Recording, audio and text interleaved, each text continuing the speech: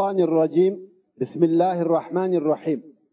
الحمد لله رب العالمين الرحمن الرحيم مالك يوم الدين، وصلاة الله وسلامه ورحماته وبركاته على صفوة عباده وخيرته من خلقه محمد عبده ورسوله، وعلى أهل بيته الطاهرين وصحابته أجمعين ومن تبعهم بإحسان إلى يوم الدين.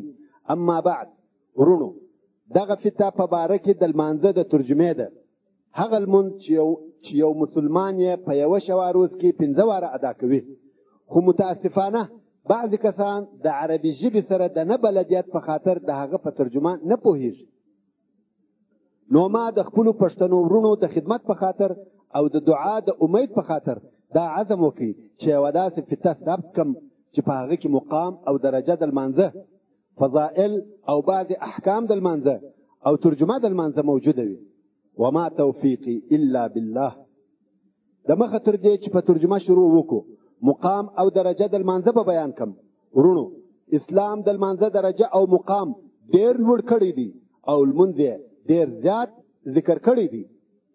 لمونځ د 5 ارکانو او بناو څخه د اسلام دوهم رکن او بنا ده. رسول صلی الله علیه و آله وسلم په حدیث متفق علیه کې فرمایي اسلام پر 5 بناو قائم او ولاړ دی. اول یې شهادت د لا اله الا الله وان محمدا رسول الله، دوهم د لمانځه ادا کول، دریم د زکات ورکول، څلرم د رمضان د میاشتې روژه نیول، پنځم حج کول. لمونځ د ټولو عبادتو ریښه ده. لمونځ تر ټولو طاعتو افضل او بهتر دی. نو ځکه ډېر آیاتونه، ډېر احادیث او ډېر تاکید د لمانځه د ادا کولو دپاره راغلی دی. الله عز وجل د سورة النساء په 103 نمبر آیات کې فرمایي ان الصلاة كانت على المؤمنين كتابا موقوتا، یعنی بېشکه چې لمونځ دی پر مسلمانانو فرض کړه سوی، مقرر کړه سوی په معلومو اوقاتو کې. نو لمونځ فرض دی او پر خپلو وختو فرض دی. الله عز وجل د سورة البقره په 43 نمبر آیات کې فرمایي واقیموا الصلاة وآتوا الزکاة وارکعوا مع الراکعین، یعنی په ښه ترتیب سره لمونځ ادا کوي او زکات ورکوي او د رکوع کوونکو سره رکوع کوي. ورونو، په پخوانیو ادیانو کې په یوه دین کې د جماعت لمونځ نه و او د یهودیانو په لمانځه کې رکوع هم نسته یا نه وه. نو د دې آیات څخه مقصد لمونځ د جماعت دی او داسې لمونځ دی چې په هغه کې رکوع هم شته، چې دا لمونځ د نبی آخر الزمان محمد صلی الله علیه و آله وسلم د شریعت لمونځ دی. او الله عز وجل د سورة البقره په 238 نمبر آیات کې فرمایي حافظوا على الصلوات والصلاة الوسطى وقوموا لله قانتين، یعنی ساتنه کوي تاسو پر ټولو لمنځو، ټول لمنځونه ادا کوي، خاصتا منځنی لمونځ چې د مازدیګر لمونځ دی، او درېږئ تاسو الله عز وجل ته بیریدونکي په ادب سره. د مازدیګر د لمانځه تاکید په دې خاطر وسو چې دغه وخت د کاروبار وخت دی، کارونه هم ډېر پیښیږي، ځکه ورځ تېرېږي او شپه را روانه ده، او لمونځ باید په ډېر ادب سره وسي. د لمانځه د ټولو حقوقو ساتنه باید وسي، لکه طهارت، پاکي، اذان، اقامت، جماعت، اخلاص د نیت، حضور، خشوع، خضوع، آرامتیا، د فرائض واجباتو، سننو او مستحباتو د ټولو باید مراعات وسي. تر رحلت د مخه د رسول صلی الله علیه و آله وسلم آخري وصیت دا و چې ویې فرمایل الصلاة الصلاة وما ملکت ایمانکم. لمونځ او لمونځ په هغه حدیث کې چې امام مسلم یې روایتوي د رسول صلی الله علیه و آله وسلم څخه پوښتنه وسوه چې افضل او بهتر د عملو څه شي دی؟ رسول صلی الله علیه و آله وسلم وفرمایل چې لمونځ پر خپل وخت. نو موږ باید کوشش وکړو چې لمونځونه پر خپلو وختو وکړو. او یو بل د امید او رحمت څخه ډک حدیث شریف چې امام بخاري او امام مسلم یې روایتوي، هغه حدیث شریف دی چې د هغه څخه دا معلومیږي چې لمونځ د پاکۍ، مغفرت او بخښنې یوه واله ده. رسول صلی الله علیه و آله وسلم فرمایي د صحابه کرامو څخه یې پوښتنه وکړه، ویل آیا تاسې لیدلی دي که د یو چا د کور په دروازه کې یوه واله وي د اوبو او هر ورځ په هغه والی کې 15 واره غسل کوي او لمبیږي، آیا پر هغه سړي د خیرو څخه یو شی پاتېږي؟ صحابه کرام وویل یا پر هغه نفر هیڅ خیره نه پاتې کېږي. نو رسول صلی الله علیه و آله وسلم وفرمایل د 15 لمنځو مثال هم دغه رنګ دی. الله عز وجل په دغه لمنځو سره ګناهونه او خطاوتل محو نیز او نابودوي. اگر چې علماء کرام دغه ګناهو ترجمه په صغایرو یعنی کوچنی ګناهو سره کوي، یعنی کوچنی ګناهونه په بخښل کېږي، خو یو جلیل القدر عالم یې ډېره د امید ډکه ترجمه کړې ده او دا یې او وایي دا امکان لري. هغه پوښتنه کوي وایي دا امکان لري چې یو څوک 15 واره ولمبېږي، د هغه نفر د کوچنۍ خیرې ولاړې سي او لوی خیرې دې پاتې سي؟ وایي یا بلکې اول هغه لوی خیرې پاکېږي. نو 15 لمنځونه کبائر او صغایر ټوله محو کوي. په هر صورت دا ثابته خبره ده چې لمونځ محو کوونکی د ګناهو دی. امام مسلم د جندب ابن عبد الله رضی الله تعالی عنه څخه روایت کوي چې رسول صلی الله علیه و آله وسلم وفرمایل که څوک د سهار لمونځ ادا کړي هغه نفر په ذمه ساتنه کې د الله عز وجل دی، او بل دا چې لمونځ د الله عز وجل د طرفه عهد او وعده ده په داخلېدو سره د جنت. د عباده ابن صامت رضی الله تعالی عنه څخه روایت دی وایي ما د رسول صلی الله علیه و آله وسلم څخه واورېدل چې وی فرمایل 15 منځونه الله عز وجل پر بندگانو فرض کړي دي، که چا ادا کړه او د هغو څخه یو نصف ځینې ضایع هو ورونو ضایع کېده یې په عذر نه وي بلکې په بې پروایي وي او مهم یې نه بولي او د بې پروایي په خاطر نسوه ځینې ضایع، هغه سړي لره د الله جل جلاله د طرفه دا وعده ده چې جنت ته به داخلوي. دا حدیث صحیح حدیث دی او روایت ابو داود او نسائی کړی. او لمونځ هغه شی دی چې د قیامت په ورځ اول پوښتنه او حساب کیږي. د عبد الله ابن قرات رضی الله تعالی عنه څخه روایت دی چې رسول صلی الله علیه و آله وسلم وفرمایل اول هغه شی چې د قیامت په ورځ حساب کیږي هغه لمونځ دی. کې د لمانځه حساب سم او صحیح سو نور یې ټول عمل صحیح کیږي، او کې د لمانځه حساب فاسد او خراب سو نور یې ټول عمل فاسد او خرابیږي. نور عملونه ټول پر لمانځه بنا کیږي. رواه طبرانی. او یو شاعر وایي روز محشر که جان گداز بود اولین پرسشی نماز بود، پس مکن در نمازها تقصیر تا در آن روز باشد توقیر. که غواړې چې په ورځ کې د قیامت باعزته وي باعزته سې نو په لمنځو کې کوتاهي مه کوه، لمنځونه کوه. لمونځ د الله عز وجل او بنده تر مابین مناجات دی. الله عز وجل په حدیث قدسی کې فرمایي چې ما لمونځ زما او زما د بنده په مابین کې پر دوې حصې ویشلی دي او زما بنده ته هر هغه شی ورکوم چې دی یې غواړي. کوم وخت چې بنده ووایي الحمد لله رب العالمین الله عز وجل وفرمایي زما بنده زما حمد ووایه الى اخره. دا ټول په هغه حدیث کې راغلی. او د دې حدیث روایت امام مسلم رحمه الله کوي او همدارنګه لمونځ د اوره څخه امان او نجات دی، لکه څرنګه چې امام مسلم د ابي زهير عماره ابن رويبه رضی الله تعالی عنه څخه روایت کوي وای ما د رسول صلی الله علیه و آله وسلم څخه واورېدل چې وی فرمایل هغه څوک و اورته نه داخليږي چې د مخه تر لمر ختو او د مخه تر لمر لوېدو لمونځ کوي، یعنی سهار او مازدیګر لمونځ کوي. او لمونځ د کفر او شرک څخه امان دی، سړی د کفر څخه ساتي، لکه څرنګه چې امام مسلم د جابر رضی الله تعالی عنه څخه روایت کوي وای ما د رسول صلی الله علیه و آله وسلم څخه واورېدل چې وی فرمایل په مابین کې د سړی او شرک او کفر پرېښول د لمانځه دي، یعنی تر څو چې سړی لمونځ کوي مسلمان دی، دغه لمونځ د سړی او کفر په مابین کې دیوال دی. خو که لمونځ پرېښاوه هغه دیوال او پرده ایسته سوه، په هر لحظه کې دا امکان شته چې کفر ته دې ورداخل شي. او د دغه معنا مطابق یو بل حدیث شریف امام ترمذی نسائی ابن ماجه روایتوي چې رسول صلی الله علیه و آله وسلم فرمایي العهد الذي بيننا وبينهم الصلاة فمن تركها فقد كفر، یعنی هغه عهد چې زموږ او د دوی په مابین کې دی هغه لمونځ دی، یعنی زموږ او د منافقانو په مابین کې چې کوم عهد او پیمان موجود دی هغه لمونځ دی. که چا دغه لمونځ پرېښاوه هغه کفر اختیار کوي، کافر سو. امام احمد د ابي ذر رضی الله تعالی عنه څخه روایت کوي، وای د ژمي په موسم کې چې بلګونه د درختو څخه راتویدل، رسول صلی الله علیه و آله وسلم راووتی او دوی شاخلې د یو درخت څخه ونیولې.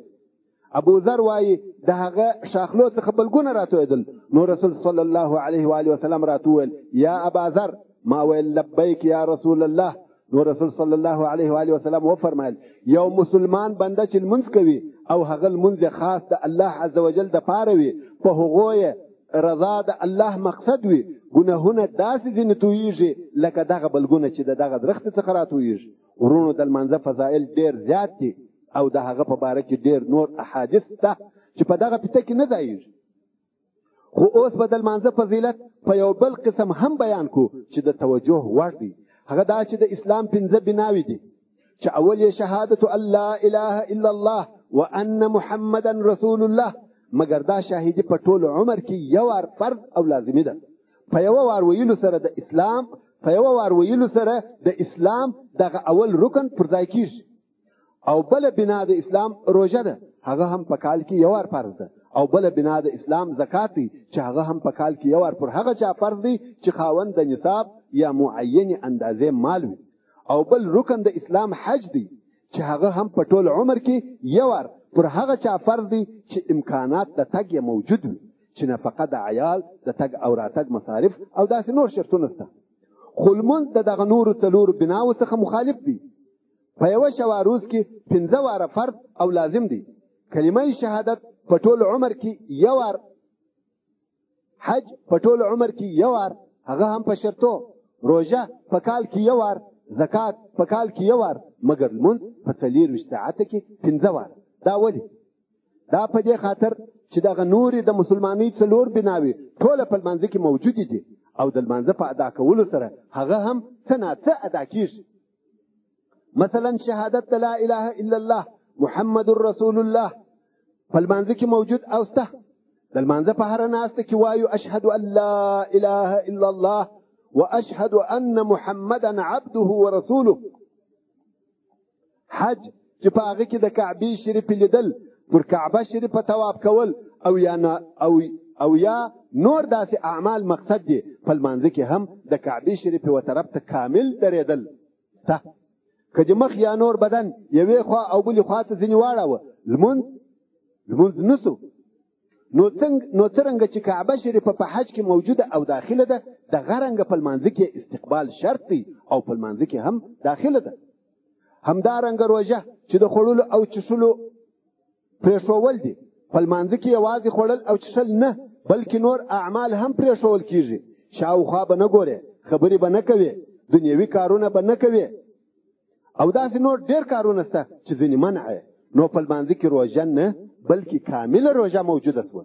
او بل زکات چې د اسلام د بناو څخه دی، یوه بنا او د اسلام د 5 بناو څخه یوه بنا او رکن دی، هغه هم په لمانځه کې موجود دی. خو لږ دقت او توجه غواړي. هغه داسې چې اصل د مال وخت دی، یعنی مال په وخت سره پیدا کیږي.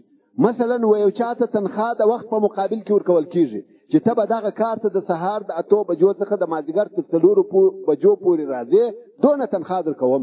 نو هلته که کار وي که نه وي، دا نوکر د هغه وخت په مقابل کې د پیسو مستحق شو. او یادا چې په دکان یا تجارت خانه کې هر څونه زیات وخت تیر کې هغونه ګټه کوي، که وخت ور نه کې ګټه نشته. او بل یو کاسب، مثلا نجار، خیاط، مستری، هر کاسب چې هر څونه وخت په خپل کار کې تیروي هغونه پیسې ګټي.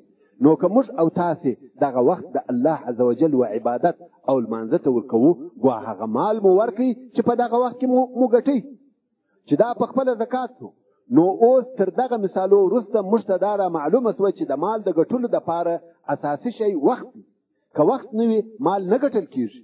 نو که موږ او تاسې په لمانځه کې په خپله مال نور کوو، خو هغه شی چې مال په ګټل کېږي د الله عزوجل او د هغه و عبادت ته مو ورکوي، چې هغه تر مال او پیسو اصل او بهتر دی، بلکې د مال او پیسو د ګټلو سبب دی. نو په لمانځه کې زکات هم موجود شو.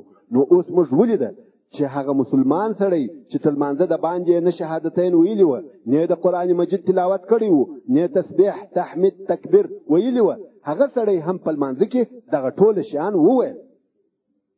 او بل هغه غریب مسلمان چې نه حج کړی دی او نه زکات ورکړی دی، هغه هم د لمانځه د برکته وا حج وکړي او هم یې زکات ورکړي. نو خود د اسلام نوري بناوي که په عمر کې یو وار دي او که په کال کې یو وار دي، د هغو په مقابل کې لمونځ چې جامع او کامل فعلي او قولي عبادت دی په 24 ساعته کې 15 واره تکراریږي او هر وار د خپل رب او خالق سره عهد پیمان د بندګۍ کیږي او سر پر سجده ورته ایښول کیږي. او بل دا چې لمونځ د انسان په سرنوشت کې تغیر راولي، بدبخته په نیکبخته کیږي، غمجن او ناکامه انسان ته خوشحالي او کامیابی راولي، د انسان چپه وران ویجاړه ژوند راسته آباد منظم ګرځوي، د سرګردانه او لالهانه ژوند څخه آرام او مطمئن ژوند جوړوي. یو ډیر ساده او بسیط مثال یې درته ووایم. تاسې و مهر یا ټاپې ته وګورئ چې چپه خط پر نوشته سوی دی، کم وخت چې سجده وکړي، یعنی کم وخت چې پر کاغذ ولګول سي، هغه چپه نوشته یې راسته او قابل د ویلو سي. نو انسان هم کم وخت چې خپل خالق رازق معبود حقیقت سر پر سجده ایږدي، د هغه چپه او ناکامه سرنوشت څخه یې راسته او کامیابه ژوند جوړیږي. ورانې چارې برابریږي. حضرت بیدل علیه الرحمه یو شعر ویلی دی چې دغه مقصد اثبات پکښې کوي او وایي: نقش معکوسی نگین از سجده می گردد درست. چپه نوشته د مهر د سجدې کولو څخه، یعنی د لګولو څخه چې پر کاغذ یې ولګوي، د سجدې کولو څخه راسته کیږي. سرنوشتی واژگون را راست می سازد نماز. سرچپه سرنوشت اړول سوی سرنوشت راسته کوي لمونځ. یعنی لکه څرنګه چې د مهر چپه نوشته په سر لګولو راسته کیږي، دغه رنګه د انسان سرچپه سرنوشت ناکامه او سرګردانه ژوند په لمانځه راسته کیږي. او تاسې نه ګورئ کم وخت چې ابلیس علیه اللعنه د سجدې کولو څخه انکار وکړي، نو شیطان سو او د رحمت الهي څخه ابدي محرومه سو. نو ورونو، دا د الله عز وجل ډیر ډیر احسان دی چې موږ مسلمانان پیدا کړي یو او په دین اسلام یې سرفرازه کړي یو. او دا د الله عز وجل ډیر لوی نعمت دی چې موږ د خپل محبوب محمد مصطفی صلی الله علیه و آله وسلم په امت کې پیدا کړي یو. آیا موږ دغه لوی نعمتو او احسانو په مقابل کې شکر نکو ادا او په لمانځه کې دغه رب ته چې مالک یوم الدین دی سر پر سجده نه کښېږدو؟ حال دا چې دغه الله عز وجل په خپل کلام قرآن مجید کې ډیر واره او په مختلفو ځایو کې د لمانځه د ادا کولو امر کړی دی. دا به څنګه مسلماني وي چې موږ د دنیا په کاروبار کې همیشه سرګرمه او مصروفه یو او د دنیا ډیر کوچني کارونه په ډیر غور او دقت کوو، د هر کار سرپرستی او پالنه په خپله کوو، د زوی د ورور مرزا نوکر په لاس مو اطمینان نه حاصلیږي، باید په خپله وکړو، مګر د لمانځه هیڅ پروا نه کوو. آیا دا به څنګه مسلماني وي چې د دنیا په کارو کې فهمیده، باخبره، چالاکه او چسپانده یو، مګر د دین په کارو کې غافله، لټ او بې پروا واوسو؟ اصلا لمونځ څه شی دی؟ لمونځ د الله عز وجل ذکر او یادول دی. الله عز وجل فرمایي: اقیم الصلاة لذکری، یعنی زما د یادولو دپاره لمونځ کوه. نو لمونځ د الله عز وجل یادول او ذکر دی. نو که چا لمونځ پرېښاوه، هغه سړي خپل خدای هیر کوي او د الله عز وجل هیرول سبب د هلاکت او بربادی دی. د پخوانیو امتو د حالاتو او قصو څخه هم دا خبره واضحه معلومیږي. تر کم وخت چې هغو الله یاداوه په دنیا کې کامیابه او سرفرازه وه، مګر کم وخت چې الله عز وجل هیر کوي، نو الله جل جلاله هم خپل ټول نعمتونه ځینې واخیستل او په قسم عذابو گرفتاره سوه، څو بالاخره برباد او فنا سوه. نو که اوس موږ هم د خپل رب یاد او ذکر پرېږدو، په لمنځو کې کوتاهي وکړو، لمنځونه پوره او پر خپل وخت ونکړو، نو د پخوانیو امتو پر قسم باید الهي عذاب ته آماده او منتظر واوسو، العیاذ بالله. مګر افسوس، د اوس اکثره مسلمانان داسې سوه چې د تباهۍ بربادۍ یا باقي پاتې کېدو فرق نه باندې کېږي. ولې هغه ملت چې په هغه کې احساس، فکر، پیژندل د تاوان او نقصان نه وي موجود، آفت او نعمت نه سره پیژني، نو هغه ملت د تباهۍ او بربادۍ څه پروا لري؟ ولې اصلا دوی په ګټه او تاوان نه پوهېږي. ای مسلمان ملته، ای هغه څوک چې ځان مسلمان بولې، که څوک پوښتنه درڅخه وکړي چې دین دې څه شی دی، په جواب کې ورته وایه اسلام.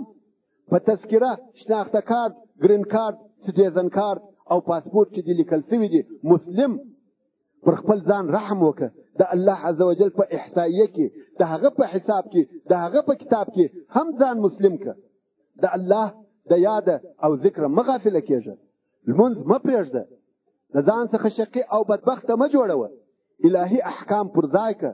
په دغه کې د خوشبختي او کامیابي ده.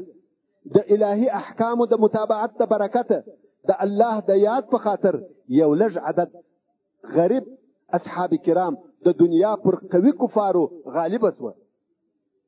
تاسې تاریخ د اسلام وګورئ او کلمه د لا اله الا الله محمد رسول الله و ټولې دنیا ته ورسول.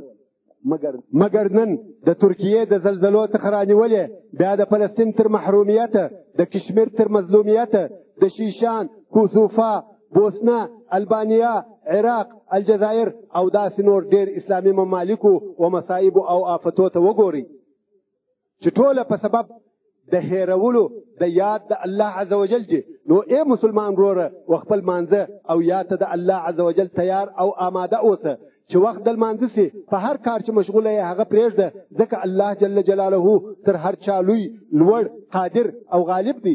همیشه پاک او په اوداسه ګرځه. د مساجدو سره تعلق پیدا که. تر یو لمانځه وروسته د بل لمانځه په انتظار اوسه. د لمانځه روح خشوع، عاجزي او بیره ده. لمنځونه په خشوع او په احتیاط سره کوه. ولې ته د چا په حضور کې ولاړ یې؟ د نیکانو او بزرګانو څخه یو شخص و، وای چې د لمانځه وخت پسو د ده به رنګ ژړ سو، وارخطا او د بیرې په حال کې بسو. خلقو پوښتنه ځینې وکړه چې د لمانځه پر وخت ولې دغه حال درته پیښیږي؟ ده ویل آیا تاسې نه پوهېږئ چې اوس د چا په حضور کې درېږم؟ او یوه بله قصه ده چې یو نفر و په یوه شپه کې به قرآن کریم ختماوه. نو یو بزرګ ورته وویل چې نن شپه ته داسې فکر وکړه چې ته دا قرآن مجید و خپل پلار ته تېروې. هغه هم په دغه شپه په دغه فکر قرآن کریم وایه. سهار یې پوښتنه ځینې وکړه چې برایي دې څونه ووایه؟ ویل نیم. پخوا یې ټوله ختماوه خو په دغه شپه نیم سو. نو ویل نن شپه بیا داسې فکر وکړه چې و فلاني عالم ته تېروې، په هغه شپه یې څلورمه حصه ووایه. درجه پر درجه لوړېدی. څو ورته ویل نن شپه ته داسې فکر وکړه چې و رسول الله صلی الله علیه و آله وسلم ته تېروې، هغه چا ته تېروې چې پر هغه نازل شوی دی. په هغه شپه ټوله شپه یې یوه سپاره یا کم تر یوې سپارې ووایه. خو په آخره شپه یې ورته وویل چې نن شپه داسې فکر وکړه چې و الله عز وجل ته تېروې. خو په دغه شپه کې د سورة الفاتحه تر ایاک نعبدو و ایاک نستعین نسو تېر چې پر سهار.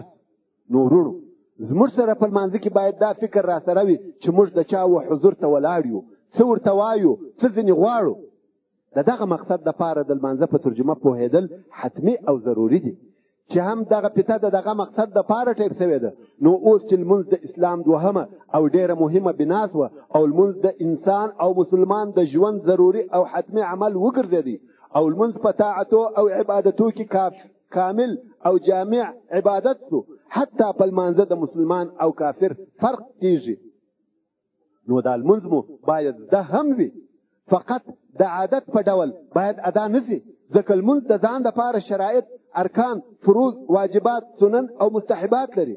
که لمونځ په خپلو شرایطو او فرایضو سره پوره ونشي، هغه لمونځ عبث او بېهوده دی. هغه لمونځ نه دی بلکې بعضې حرکات دي. نو ورونو چې زحمت باسو په یخ او ګرمۍ کې او د سونه تازه کوو، مساجدو ته ځو، د خواږه خوب ورته راپورته کېږو، خپل ضروري او تجارتي کارونه پرېږدو، نو باید چې لمونځ مو په خپلو شرایطو او فروضو سره زده هم وي. ولې چې دغه ټوله خوارۍ مو عبث او ضایع نشي. او هغه حدیث شریف باید په نظر کې ونیسو کوم چې ابو داود او امام احمد د عمار ابن یاسر رضی الله تعالی عنهما څخه روایتوي. عمار رضی الله تعالی عنه وایي ما د رسول صلی الله علیه و آله وسلم څخه واورېدل چې ویې فرمایل یو سړی د خپل مانځه څخه فارغه کیږي یعنی لمونځ ادا کوي مګر نوي نوشته سوی د لره اجر او ثواب د لمانځه بې له لسمې حصې یا نهمې حصې یا اتمې حصې یا اومې حصې یا شپږمې حصې یا پنځمې حصې یا څلورمې حصې یا درېیمې حصې یا د نیم لمانځه یعنی یو سړی لمونځ پوره کوي مګر ثواب اجر د نیم لمانځه اخلي یا د درېیمې حصې حتی تر لسمې حصې پورې نه حصې د لمانځه عبث او باطلې وي د یوې حصې ثواب یې واخلي لمونځ یې پوره کړی دی مګر اجر لږ اخلي دا ولې دا په سبب د هغه نقصان چې د ده په لمانځه کې موجود و چې یا یې واجبات او سنت کم و او یا یې خشوع حضور قلب نو برابر څرنګه چې اصلا په دغه پته کې د لمانځه د ترجمې زده کړه مقصد ده خو تر هغه د مخه دا لازمه او ضروري ده چې په کوتاه او مختصر ډول سره د لمانځه بعضې نور احکام هم لږ تر لږه بیان شي هغه داسې چې لمونځ شرطونه رکنونه او فرایض لري شرط و هغه کار ته ویل کېږي چې تر لمانځه د مخه باید پر ځای شي او رکن هغه ته ویل کېږي چې دننه په لمانځه کې کېږي شرطونه او رکنونه دواړه فرض دي که یو د شرطو یا رکنو څخه پاتې شي لمونځ نه صحیح کېږي څرنګه چې شرطونه باید د مخه تر لمانځه پر ځای شي او بیا په لمانځه شروع وشي نو اول به د لمانځه شرطونه درته بیان کړو اول شرط دا دی چې لمونځ کوونکی باید د بې اودسۍ او جنابت څخه پاک وي بې اودسي په اوداسه ایسته کېږي او جنابت په غسل په اوداسه کې څلور شیان فرض دي اول د پوره مخ پریولل دوهم د لاسو پریولل د ګوتو د سرو څخه تر څنګلو پورې چې څنګلې هم په پریوللو کې داخلي دي دریم د سر مسحه چې د سر څلورمه حصه مسحه کول فرض دي او د ټوله سر مسحه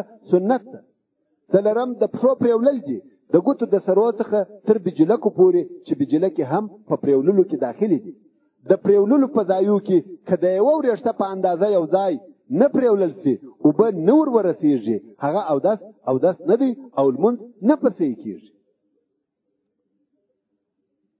او دغه پاته نور کارونه چې په اوداسه کې کېږي سنت دي مثلا نیت په اوداسه کې سنت دی او هغه داسې چې اراده مې د استکولو د بې اودسۍ د پاره د رواوالي د هغو شیانو چې بې له اوداسه نه دي جایز او دا خو درته معلومه ده چې نیت د زړه کار دی په خوله ویل نه غواړي خو څوک دغه نیت مستحب بولي دوهم سنت پریولل د لاسو تر بندو پورې 3 واره د مخه تر اوداسه دریم د اوداسه په شروع کې بسم الله ویل څلورم مسواک وهل پنځم په خوله اوبل غړول 3 واره چې په عربي مزمزه ورته وایي شپږم استنشاق یعنی په پزه اوبل غړول 3 واره سره د سوخکلو یعنی پزه ټک وهل اوم د ټوله سر مسحه اتم د غوږو مسحه نهم د ګوتو خلالول لسم د ژیړې خلالول یولسم هر اندام 3 واره پریولل یو وار پریولل فرض دی 3 واره والی سنت دی دولسم په هغه ترتیب اودس تازه کول کم چې د اوداسه په آیات کې ذکر شوی دی یعنی اول مخ بیا لاسونه سره د څنګلو بیا مسح د سر او بیا پښې د بجلکو سره درلسم سنت شروع به د راسته اندام په پریوللو کوي مثلا په لاسو کې اول راسته لاس پریولل کېږي بیا چپه دغه رنګه په پښو کې اول راسته بیا چپه څوارلسم پرله پسې اودس تازه کول داسې نه چې یو اندام پرېمینځي بیا مجلس او یا کم کار وکړي او بیا راسي هغه نور اودس پسې پوره کړي پنځلسم د غاړې مسح سنت ده خو وروڼو دغه افعال چې ما ټوله په نامه د سنت ذکر کړه بعضې علما د هغو څخه بعضې افعال مستحب بللي دي لکه نیت د ټوله سر مسحه ترتیب د اوداسه په راسته اندام شروع د غاړې مسحه او پرله پسې والی خو ما ټوله د سنت په جمله کې ذکر کړه چې اورېدونکي ته تشویش نشي پیدا مګر د سنت او مستحب فرق دا دی چې د مستحب په عملي کولو کې دونه تاکید نشته لکه د سنت په ادا کولو کې په غسل کې 3 شیان فرض دي د خولې پریولل د پزې پریولل او د ټول بدن پریولل غسل د جنابت حیض او نفاس څخه فرض دي خو نور غسلونه سنت یا مستحب دي تیمم د غسل او اوداسه د دواړو پر ځای درېږي خو تیمم د هغه چا دپاره جائز او روا دی چې یا اوبه نه وي موجودې یا د اوبو استعمال ضرر ورسوي او په تیمامه کې 3 شیان فرض دي اول نیت ګورئ په اوداسه کې نیت مستحب دی خو په تیمامه کې فرض دی په زړه کې به دا نیت او اراده کوي چې د ځان څخه بیا اودسي یا جنابت لرې کوم د پاره د دې چې لمونځ راته رواسي. دوهم فرض دواړه لاسونه پر پاکه مځکه یا پر هغه شي ووهل سي چې د مځکې د ذات څخه وي او بیا دغه لاسونه پر ټوله مخ تېرېږي. دریم فرض دوهم وار بیا دواړه لاسونه پر مځکه وهي، نو اول چپه لاس پر راسته لاس د ګوتو د سرو څخه تېروي، بیا تر څنګلو سره د څنګلو او بیا راسته لاس پر چپه لاس دغه قسم تېروي. خو په مخ او لاسو کې باید د یوه وریښته پر اندازه ځای نسي پاته چې لاس یې نه وي پر تېر کړی، نو انګشتري باید وکاږي او ګوتې خلال کړي. بل شرط لمانځه دا دی چې د لمونځ کوونکي پر بدن به نجاست نه وي. مثلا یو سړی اودس لري خو پر بدن یې نجاست شته، لمونځ یې نه صحیح کېږي. پر بدن باید نجاست نه وي. او بل دا چې د لمانځه ځای پاک وي. هغه مځکه یا مسله یا پټو چې لمونځ پر کېږي باید پاک وي. او بل دا چې عورت به پټ وي. که عورت لس و لمونځ نه صحیح کېږي. د نر عورت د نامه د لاندې څخه نیولې بیا تر زنګنو پورې، زنګنونه هم په عورت کې داخل دي خو نو نه دی عورت. هو د عورت پټول د لمانځه د جواز دپاره شرط دی، مګر په هغه لباسو کې چې موږ یې په عمومي مجالسو او بازار کې نه اغوندو، لکه انګیا یا د خوب کمیس، په هغه کې لمونځ مکروه دی. ولی الله عز وجل فرمایي چې تاسې و مساجدو ته هغه خپل زینت د وقار لباس اغوندي، مګر د ښځې ټوله بدن عورت دی، بې له مخه ورغوي او د پښو قدمونه. دغه ځایونه په لمانځه کې نه دي عورت. هو د ښځې مخلطول و غیر محرم ته نه دي جایز. او بل دا چې د لمونځ کوونکي لباس هم باید پاک وي. په مردارو کالو کې لمونځ نه صحیح کېږي. او بل شرط دا دی چې وخت د لمانځه به وي، د مخه تر وخت لمونځ نه صحیح کېږي. مثلا ماښام سوی نه دی، تا د ماښام لمونځ ادا کړي، دا لمونځ نه دی صحیح، بیرته به راګرځوي. دغه رنګ نور لمونځونه. او بل شرط دا دی چې قبلې ته به مخامخ وي. اهل د مکې مکرمې باید وذاته د کعبې شریفې مخامخ سي، او د نورو ښارو خلق باید و طرف ته د کعبې شریفې مخامخ سي. او بل شرط دا دی چې نیت د لمانځه به کوي چې د کم وخت مونځ ادا کوم. د نیت او د اول الله اکبر چې تکبیر تحریمه ورته وایي په مابین کې به جلاوالی نه وي. نیت او الله اکبر به سره یو ځای وي. او که په امام پسې لمونځ د جماعت کاوه، نیت د متابعت د امام به هم کوي. نیت په زړه کې کېږي، په خوله ویل یې ضروري او لازمي نه دي.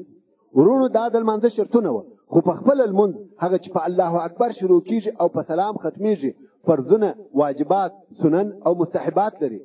د فرض، واجب، سنت او مستحب مثال زموږ د پوره پوهېدلو دپاره داسې دي.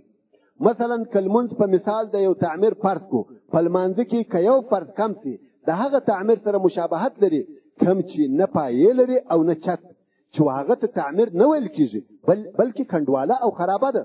خو د کم لمانځه چې فرض پوره وي او واجب یې کم وي، هغه لمونځ په مثل د هغه تعمیر دی چې چت، عمودونه یې شته مګر دروازې کلکلان نه لري، دننه ګل سوی او زیابند سوی نه دی.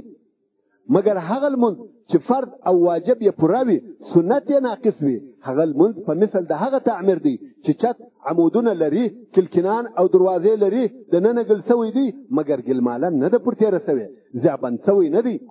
او بیا هغه لمونځ چې فرض، واجب، سنت یې ټوله پوره وي خو مستحبات یې پاته وي، دا لمونځ په مثل د هغه تعمیر دی چې چت، عمودونه، دروازې، کلکلان ټوله لري، دننه هم شکل سوی دی او زیابند سوی دی خو رنګ سوی نه دی.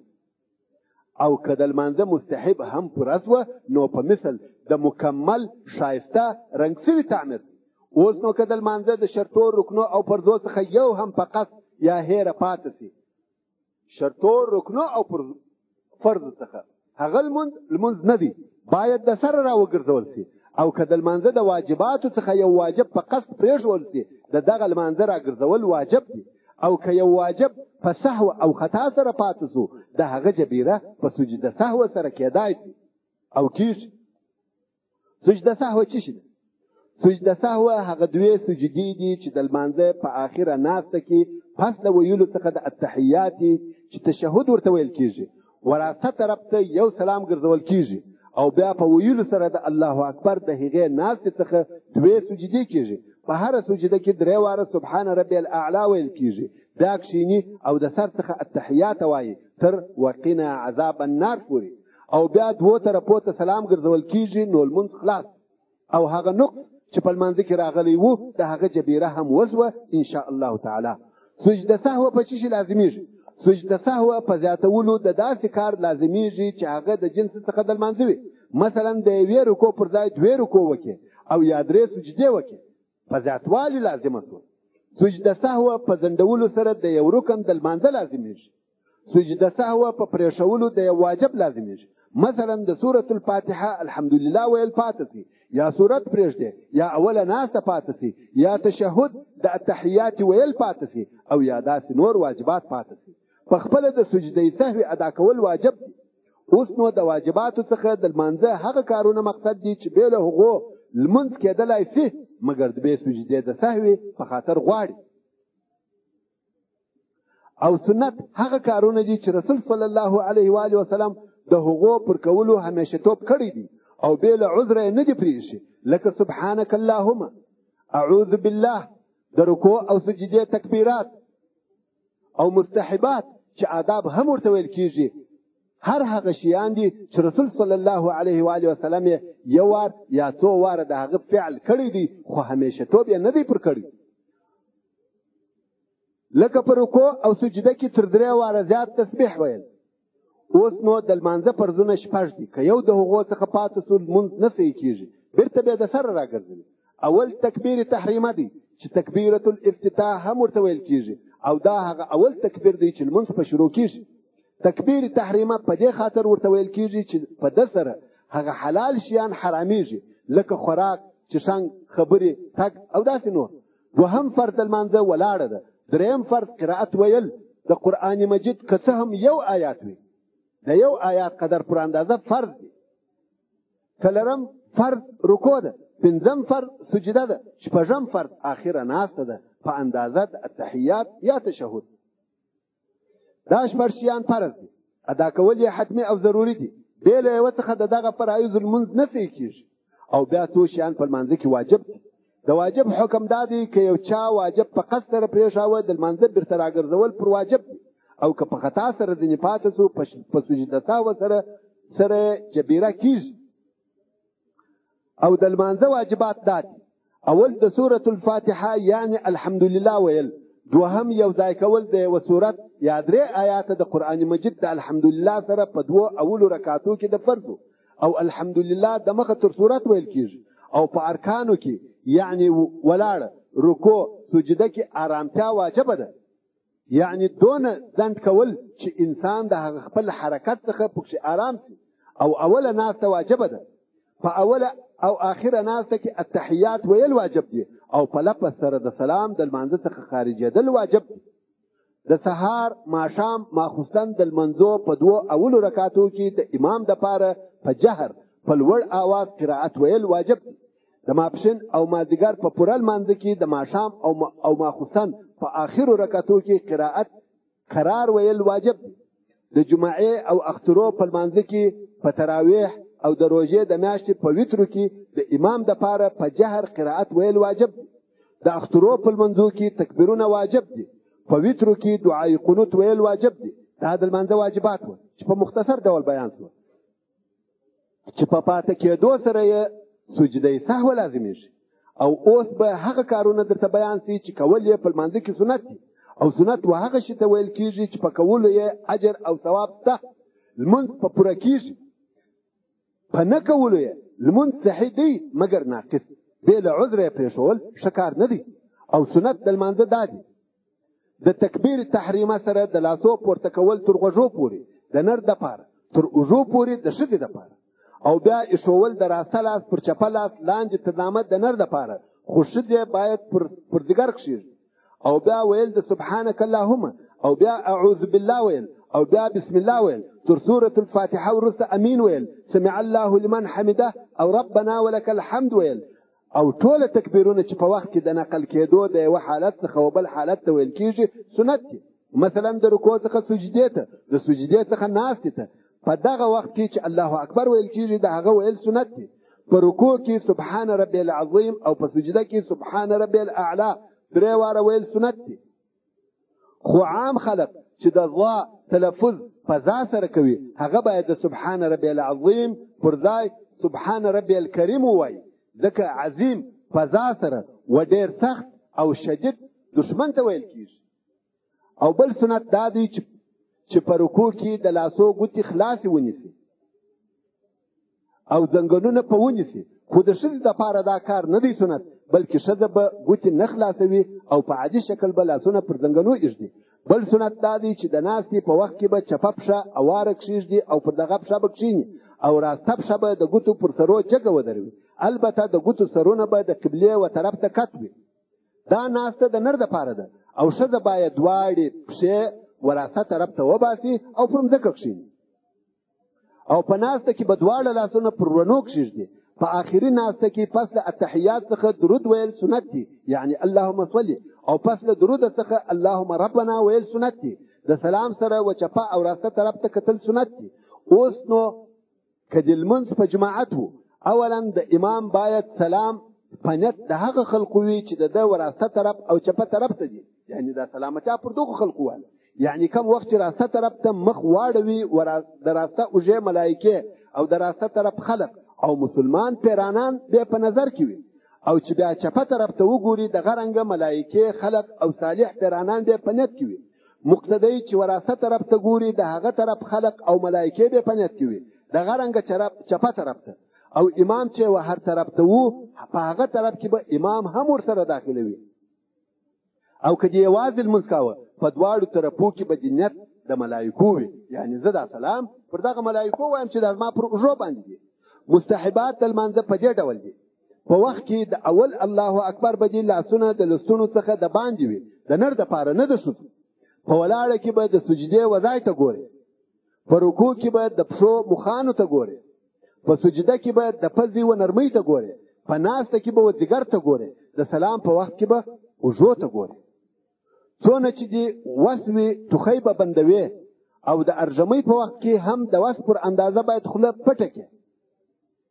ورونو، دا د لمانځه یو څه مختصر احکام و چې دا ټوله ظاهري عملونه او کارونه و چې په بدن یا په د باندې د بدن پورې تعلق درلودي او د لمانځه د ادا کولو دپاره ضروري دي.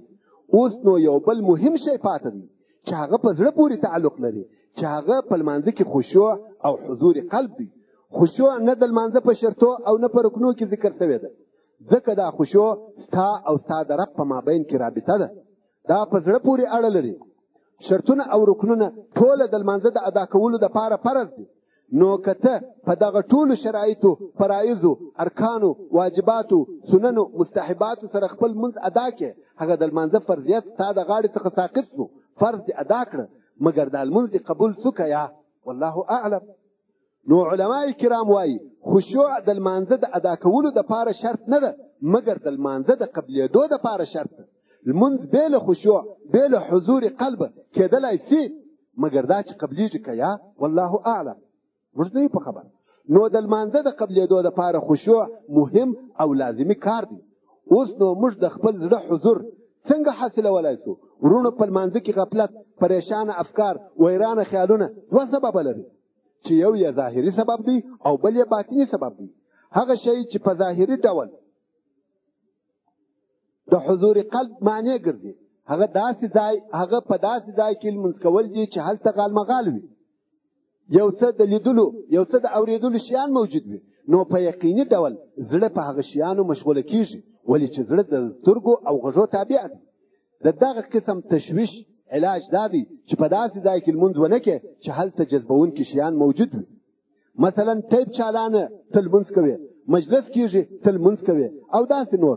بلکې لمونځ باید په ګوشه او خلوت ځای، داسې ځای کې اوسي چې هلته د جلب توجه او جاذب نظر شیان نه وي موجود.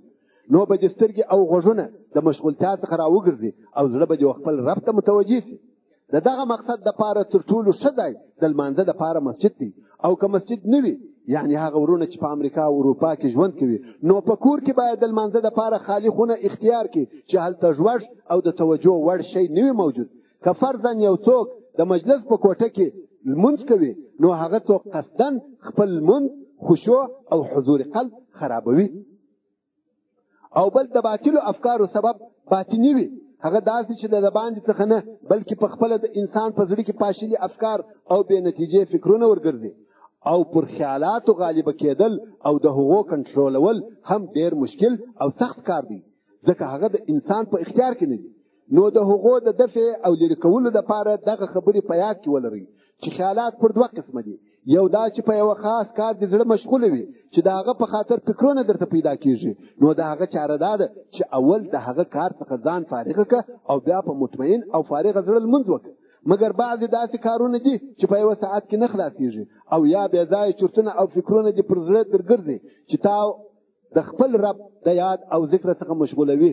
نو د هغه د لرې کولو دپاره بهترینه طریقه دا ده چې په لمانځه کې چې کوم شی په خوله وایه د هغه په معنا او مقصد پوهېدلو کوشش کوه او خپل زړه په هغه مشغولوه چې اصلا دغه پته هم د دغه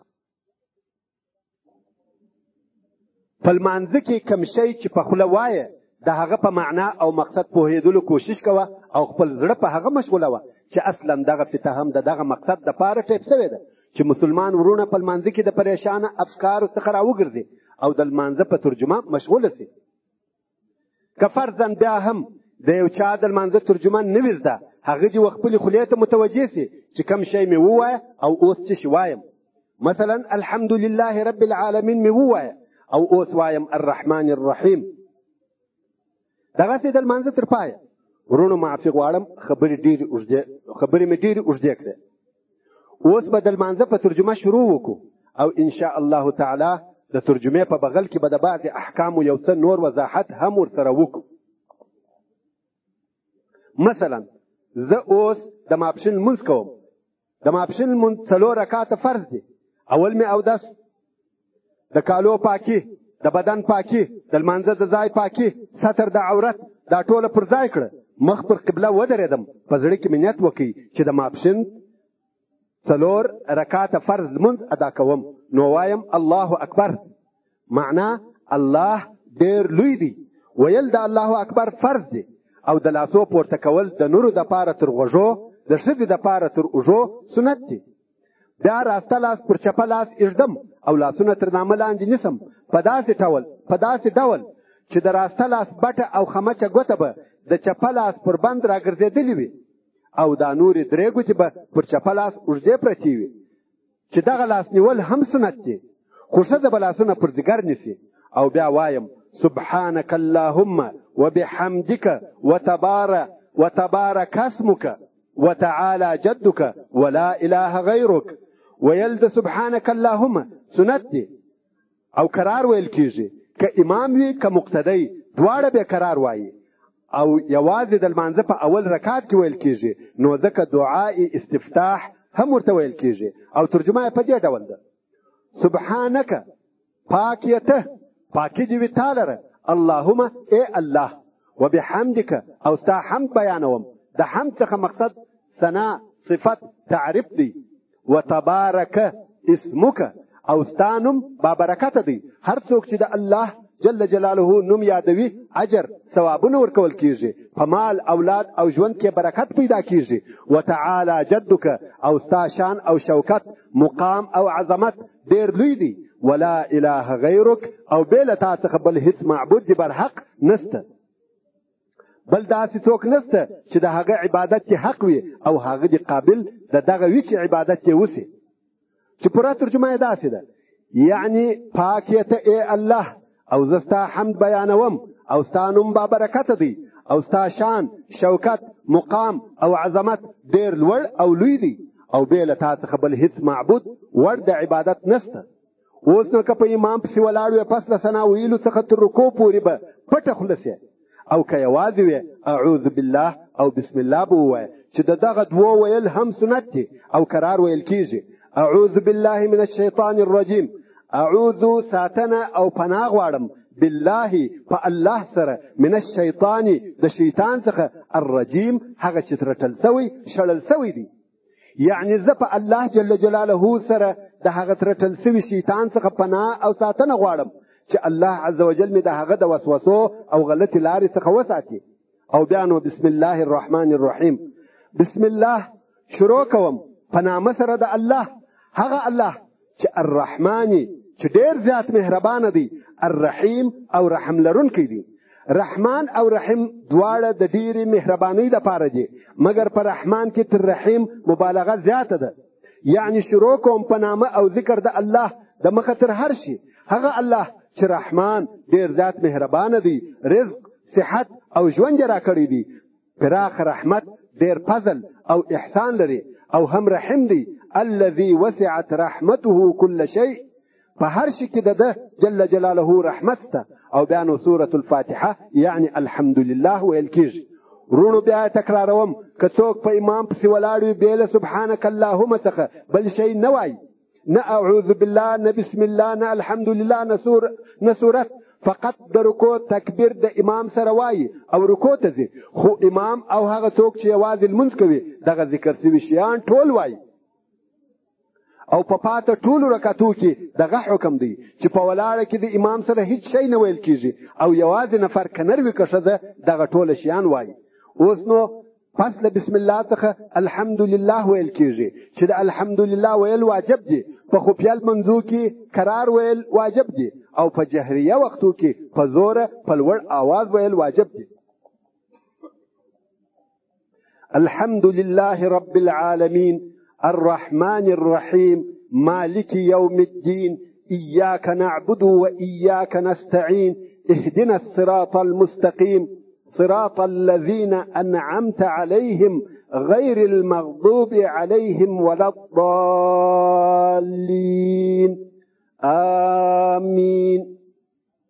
ترجمه: الحمد لله ټول صفتونه، ټول اقسام د تعریف او ثنا د پاره د الله دی.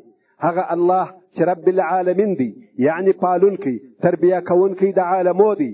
هغه الله چې الرحمن الرحیم دی، ډیر زیات مهربانه، پوره رحم کوونکی دی. مالک یوم الدین، مالک، خاوند، اختیاردار د ورځې د قیامت دی. ایاک نعبدو، خاص تا ته عبادت کوو، و ایاک نستعینو، او خاص د تا څخه کومک او مدد غواړو. اهدنا، وښیه موږ ته، الصراط لار، المستقیم، سمه. صراط الذین، لار د هغو کسانو، انعمت علیهم چې تا انعام کړی دی پر هغو باندې، چې هغه څلور ډلې دي کوم چې الله عز وجل انعام پر کړی دی: انبیاء، صدیقین، شهدا، صالحین.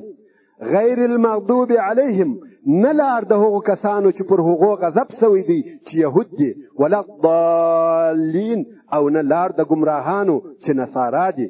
آمین. ای رب، قبول کې د زما دعا یا زما وینا. خو لفظ د آمین د قرآن مجید څخه نه دی او ویل سنت دی. اوس نو که د الحمدلله ترجمه په نور زیات تفصیل سره کوو، هغه د ځان دپاره خاصه فته غواړي، خو بیا هم د یو څه لږ تفصیل څخه چاره نشته. اولا سورة الفاتحه د قرآن مجید د ترتیب په خاطر اول سورت دی، نه د نزول په حساب. څرنګه چې شروع او ابتتاح د کلام الله په ده سره کیږي، نو سورة الفاتحه ورته ویل کیږي. دا سورت مکی دی او 7 آیات دی، او الحمدلله ته فاتحه، ام الكتاب، 7 المثاني، شافیه، وافیه، کافیه، اساس او الحمدو ویل کیږي. حمد، اوس نو په ترجمه کې الحمد لله رب العالمین، حمد و هغه ثنا او صفت ته ویل کیږي چې د تعظیم او لویي د پاره وي، او په عین حال کې د هغه چا محبت هم در سره وي کوم چې حمد وایي. حمد تر شکر عام دی، ځکه شکر په مقابل کې د نعمت وي، او حمد داسې نه دی. الله اسم علم دی د ذات الهي د پاره چې بل هیڅوک په دې نامه کې نسی ورسره شریک کېدلی. او الله اسم اکبر دی د پاره د الله عز وجل. او الله د هغه موجود دی حق نوم دی چې الهي صفتونه ټوله پکې موجود دي. الله د هغه یوازینی حقیقي موجود نوم دی چې د ربوبیت په صفتو موصوف دی. لا اله الا هو سبحانه. رب، الحمد لله رب العالمین. رب د تربیه څخه مشتق دی، او تربیه و اصلاح ته د بل د کارو ویل کیږي. او رب و هغه چاته ویل کیږي چې اصلاح د یو کار کوي او پای ته رسوي. د رب نوري معناوي هم شته چې مالک، مصلح، معبود او داسې امر ته ویل کیږي چې امر یې چلیږي. دا نو الحمدلله رب العالمین په عالمین کې انس او جن ملائکه او شیاطین داخل دي او عالمین د علامې څخه مشتق دي ځکه عالم پر وجود د خالق علامه ده.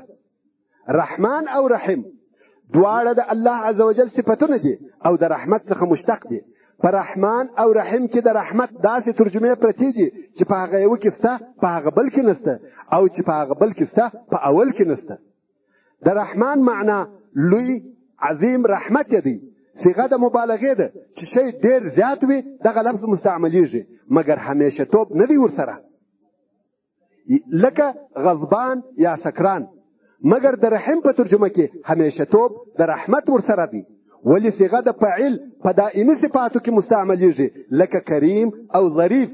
نو په رحمان کې ډیروالی د رحمت راغی او په رحیم کې همیشه توب د رحمت. او څوک دا وایي چې رحمان هغه صفت دی چې رحمت عام او ټول پکې شامل دي. مسلمان او کافر ته رزق ورکوي او په دنیا کې د ټولو مصالح عام دي. او رحیم خاص رحمت دی چې هغه په آخرت کې پر مسلمانانو دی. او بیا نو په دغه الحمدلله کې الله عزوجل موږ ته دا راوښول چې موږ باید څنګه د جل جلاله حمد ثنا تسبیح ووایو هغه چې د عزوجل دپاره وړ او لایق وي. نو یې دا راوښول چې ای زما بندګانو که تاسې زما حمد وایاست نو ووایاست الحمدلله رب العالمین. زه الله خاوند د عظمت لویی او کبریایم. خلق او ایجاد یوازې زه کوم. رب د انس او جن ملائکو مځکو او اسمانو زیم. او رحمان رحیم هغه چې رحمت یې و هر شي ته رسېدلی دی او پر خپلو بندګانو احسان د خلق رزق لارښوونه و نیکبختۍ ته د دارینو کړې ده زیم.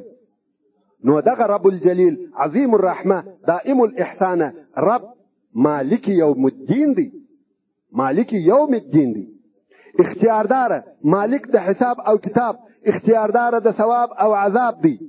نو دغه رب لره موږ عاجزي کوو تضرع خضوع عبادت ورته کوو. نو ځکه وایو ایاک نعبدو او دغه الله څخه موږ کومک غواړو پر طاعت او رضا ده. نو وایو و ایاک نستعین ځکه دی عز وجل مستحق د اجلال او تعظیم دی او زموږ د کومک قدرت بې له ده څخه بل هیڅوک نه لري.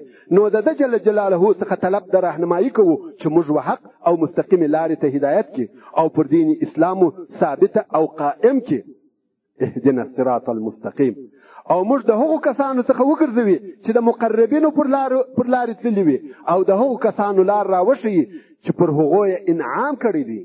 صراط الذين أنعمت عليهم لك أنبياء صديقين شهداء صالحين. او موږ د هغو کسانو څخه مه ګرځوي غیر المغضوب عليهم ولا الضالين چې هغه د سمې لارې اوښتي دي او ستا دشمنان دي چې یهود او نصارا دي. یو بل خوندور تقریر د الحمدلله په ترجمه کې د شهید الاسلام حسن البنا رحمه الله په یوه رساله کې راغلی دی چې د وخت په خاطر یې نسم بیانولی او پس د الحمدلله څخه د فرضو په دوو اولو رکعتو کې یو صورت یا درې آیاته د قرآن مجید نور قرائت ویل هم واجب دی. اوس نو د صورت په متعلق اولا کلمنځ خفیه و صورت ویل په قراره سره واجب دی او که جهریه و د صورت ویل په زوره په لوړ آواز واجب دی. صورت یا درې آیات معین نه دي. هر صورت او یا هر ځای د قرآن مجید ویلی سي خو د ترتیب مراعات باید وسي. یعنی لکه څرنګه چې د قرآن مجید ترتیب دی هغسې یو په بل پسې باید وویل سي. نه دا چې د پای د طرفه د شروع وخواته ځي. مثلا په اول رکعت کې د علم ترکی په صورت ووایه په دوهم رکعت کې باید هغه تر هغه وروسته صورتو څخه یو صورت وویل سي. نه داسې چې په دوهم رکعت کې بیا هغه د مخه صورتو څخه یو صورت ووایه ځکه چې داسې ویل لمونځ مکروه کوي. او بل دا چې په لمنځو او رکعتو کې باید د قرآن مجید مختلف صورتونه یا آیاتونه وویل سي. د یوه صورت خاصول مکروه دي. خو بدبختانه زموږ په وطن کې داسې ډېر خلک شته چې بې له قل هو الله احد څخه بل صورت نه وي په یاد چې دا کار غفلت او بې پروایي ده. دا به څنګه مسلماني وي چې د دنیا د کارو څخه په ډېرو شیانو پوهېږو او د کلام الله څخه مو بې له قل هو الله احد بل شی نه وي په یاد. او په وترو کې د دعای قنوت پر ځای اللهم ربنا وایو. نو هر هغه څوک چې داسې وي هغه دې د اوس څخه د نورو صورتو او دعای قنوت په یادولو شروع وکړي. که څوک وایي زه لوی یم نه مې په یادېږي د الله عز وجل په حضور دا عذر نه قبلیږي. اصلا هغه سړی نیت او عزم نه دی کړی. ورنه ډېر داسې خلک شته چې ټول قرآن مجید یې په لویوالي پیاد کړی دي. د دنیا کارونه چې نه فرض دي نه واجب څنګه زده کولی سو مګر د دین د زده کړې څخه په یوه او بله بانه ځان خلاصوو. په هر صورت څنګه چې اکثره خلک په لمانځه کې قل هو الله احد وایي، نو زه به هم د نورو صورتو پر ځای د ترجمې دپاره قل هو الله احد اختیار کم. نو پس له الحمدلله او آمین څخه وایو. قل هو الله احد الله الصمد لم يلد ولم يولد ولم يكن له كفوا احد. کم وخت چې کفارو د رسول صلی الله علیه و آله وسلم څخه پوښتنې کولې چې ستا الله څنګه دی چې ته عبادت کوې، زموږ دا خو دغه ډبرې او بوتان دي. نو د الله عز وجل د طرفه دغه صورت نازل سو چې سورة الاخلاص ورته ویل کیږي. قل ورته ووایه ای محمد صلی الله علیه و آله وسلم هو الله احد چې زما الله یو دی، په ذات او صفاتو کې شریک نه لري. الله الصمد او الله عز وجل بے پروا دی. ټول شیان دغه الله ته محتاج دي. د صمد ډېرې ترجمې دي او ټوله یې دلته صحیح کېدلی شي. مثلا صمد وهغه سردار ته ویل کېږي چې بې له ده څخه هېڅ کار سر ته نه رسېږي. صمد هغه ته ویل کېږي چې نور ټول شیان پای ته رسېږي، فنا کېږي او دی باقي پاته کېږي. صمد یعنی مقصد. صمد هغه چاته ویل کېږي چې نه وږی کېږي نه تږی کېږي. نو زموږ الله هغه لوی ذات دی چې موږ ټول احتیاجات د ده څخه غواړو او هر قسم کومک د ده څخه غوښتل کېږي. ټوله لویي او مشرتوب په ده کې موجود دي. نه خوراک لري نه چشنګ او نه چاته اړ او نه محتاج دی. او تر خپلو مخلوقاتو وروسته هم دی جل جلاله باقي پاته کېږي.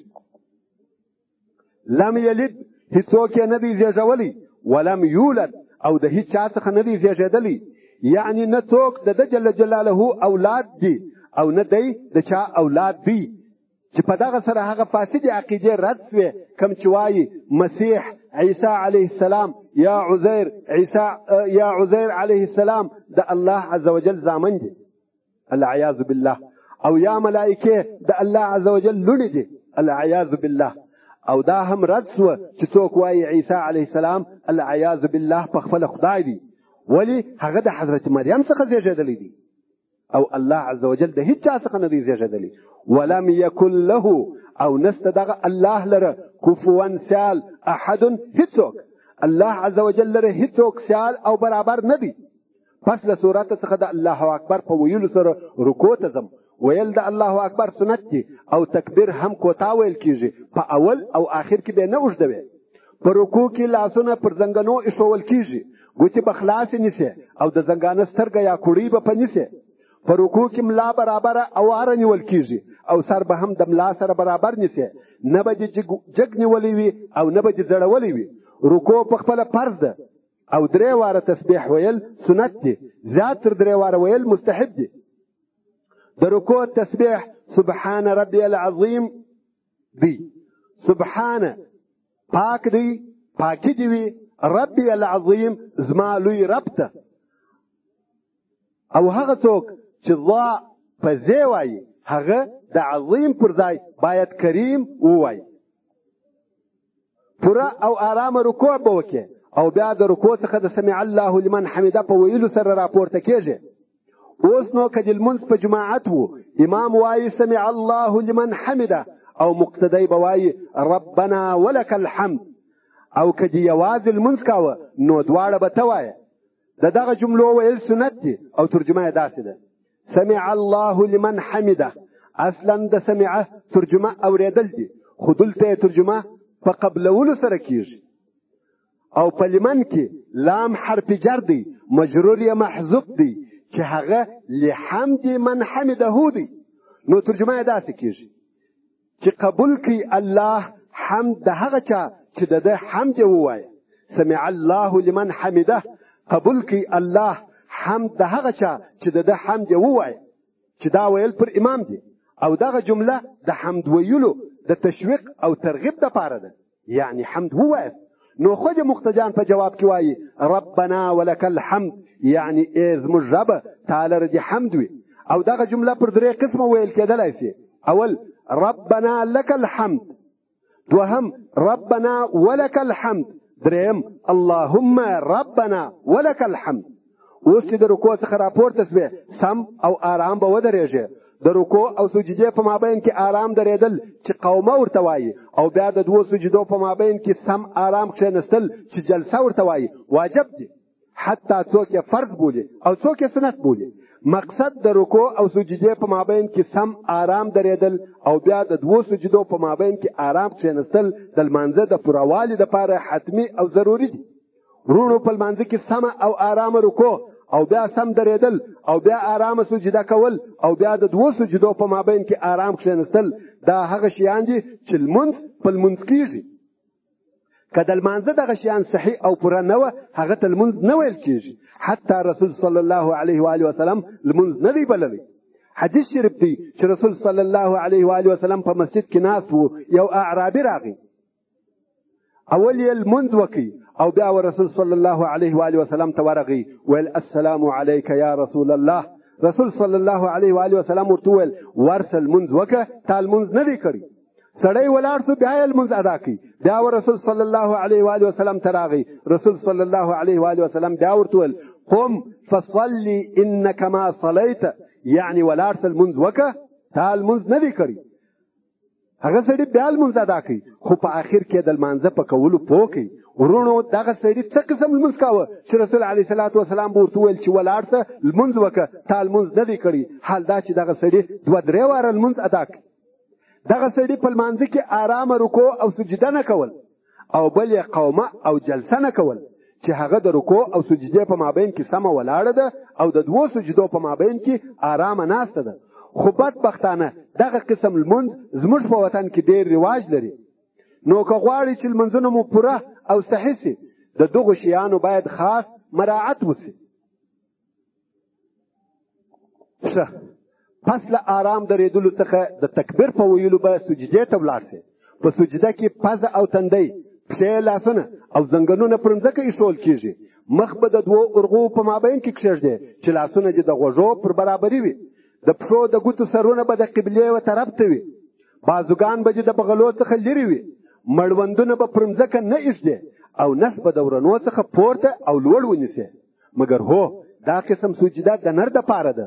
ښځه به مړوندونه پر مځکه ایږدي، بازوګان به په بغلو پورې مښتې نیسي او نس به په ورنو پورې مښتلوي. ورلټوله سجده به کوي. سجده فرض ده، خو درې واره سبحان ربی الاعلی ویل سنت دی. سبحان ربی الاعلی یعنی پاک دی او پاکی دی وی زما لوړ لوی رب ته. ورونو په سجده کې مو زړه باید د الله سره وي، په دې باید پوسو او په خیال کې مو وي چې ما وخپل لوړ او لوی رب ته د عاجزۍ او بندګۍ په خاطر سر پر سجده ایښی دی او د ده عز وجل پاکي وایم. بیا به د الله اکبر په ویلو سره د اولې سجدې څخه راپورته سي، سم آرام به کښېنې او بیا به د الله اکبر په ویلو سره دوهمې سجدې ته ولاړ سي. په سجده کې به بیا درې واره سبحان ربی الاعلی ووایه او بیا به د تکبیر په ویلو سره د دوهمې سجدې څخه راپورته سي. پر تلو به ولاړ سي، نه به کښېنې او نه به پر لاسو تکیه کوي. البته مریض او سپین ږیري ته اجازه شته. په عذر ډېر شیان روا کېږي. اوس اول رکعت پوره سو او په دوهم رکعت شروع وسوه. په دوهم رکعت کې سبحانك اللهم او اعوذ بالله نه ویل کېږي. که یوازې وي بسم الله الحمدلله او سورت به ووایه، او که د امام سره وي پټه خوله به ولاړې. پس له ویلو د سورته به د تکبیر په ویلو سره رکوع ته ولاړ سي. رکوع او دوې سجدې به د اول رکعت په ډول سره ادا کړي. د دوهمې سجدې څخه به د تکبیر په ویلو سره راپورته سي او کښېبنې چې دا اوله ناسته ده او واجب ده. که د لمونځ دوه رکعتیز و نو دا ناسته دې آخره ناسته بلل کېږي او آخره ناسته فرض ده. خو څرنګه چې موږ د ماپښین د لمانځه نیت کړی دی نو دا اوله ناسته ده او تشهد به ووایه. هغه داسې التحيات لله والصلوات والطيبات السلام عليك أيها النبي ورحمة الله وبركاته السلام علينا وعلى عباد الله الصالحين أشهد أن لا إله إلا الله واشهد ان محمدا عبده ورسوله. ورونو کوم وخت چې د معراج په شپه سردار کونین محمد مصطفی صلی الله علیه و آله وسلم تر اسمانو لوړ د سدرة المنتهى د درخت سره د الله عز وجل په بې مثاله ملاقات مشرف سو. څرنګه چې اخلاقا او عادتا د ملاقات اولی خبرې سلام وي او الله عز وجل ته السلام علیکم نسی ویل کېدای، ځکه چې الله جل جلاله په خپل سلام سالم کامل غالب قادر او ابدي اله دی. حتی زموږ سلامتی د ده د جانبه څخه او د ده په اراده ده. نو رسول اکرم صلی الله علیه و آله وسلم د سلام پر ځای وویل التحیات لله والصلوات والطیبات، او د الله عز وجل د طرفه ورته وویل سوه السلام علیک ایها النبی ورحمة الله وبرکاته. او بیا رسول صلی الله علیه و آله وسلم وویل السلام علینا وعلى عباد الله الصالحین، چې ترجمه یې داسې ده التحیات لله یعنی ټول قولی عبادتونه الله لرجي، والصلوات او بدني عبادتونه الله لرجي، والطيبات او مالی عبادتونه الله لرجي. دا د رسول صلی الله علیه و آله وسلم د طرفه تحیه و چې زموږ ټول عبادتونه که په خوله دي لکه تسبیح او تهلیل او داسې نور، او که په بدن دي لکه لمونځ روژه حج او داسې نور، او مالی عبادتونه لکه زکات خیرات صدقه او داسې نور، دغه ټول عبادتونه مو یوه الله لرجي. دغه تحیه په جواب کې د الله عز وجل د طرفه ورته وویل سوه السلام علیک ایها النبی ورحمة الله وبرکاته، یعنی پر تا دې سلامتیا وي ای نبی، او رحمتونه او برکتونه د الله دې پر تا وي. نبی رحمه په دغه ځای کې هم خپل صالح امت نه کوي هیر، او ویل السلام علینا سلامتیا دې پر موږ وي وعلى عباد الله الصالحین، او د الله پر صالحه نیکو بندگانو دې سلامتیا وي. او موږ پسې وایو اشهد ان لا اله الا الله واشهد ان محمدا عبده ورسوله. اشهدو ز شاهدی ادا کوم ان پر دې چې لا اله نشته معبود حقیقي الا الله بې له یوه الله څخه، بې له یوه الله جل جلاله څخه بل هیڅوک د عبادت وړ او لایق نه دی. واشهد او ز شاهدی ادا کوم ان محمدا پر دې چې محمد صلی الله علیه و آله وسلم عبده بنده د الله دی ورسوله او رسول د الله دی. د التحیات په ویلو سره اوله ناسته پوره سوه، پس له التحیات څخه به د تکبیر په ویلو سره دریم رکعت ته ولاړ سې. که دې لمونځ په جماعت و تر رکوع پورې به پټه خوله ولاړ یې، او که دې یوازې لمونځ کاوه نو به بسم الله او الحمدلله ووایه. د فرض په دریم او څلورم رکعت کې صورت نه ویل کیږي، مګر په نفلي لمانځه کې په هر رکعت کې د الحمدلله سره د صورت ویل واجب دي.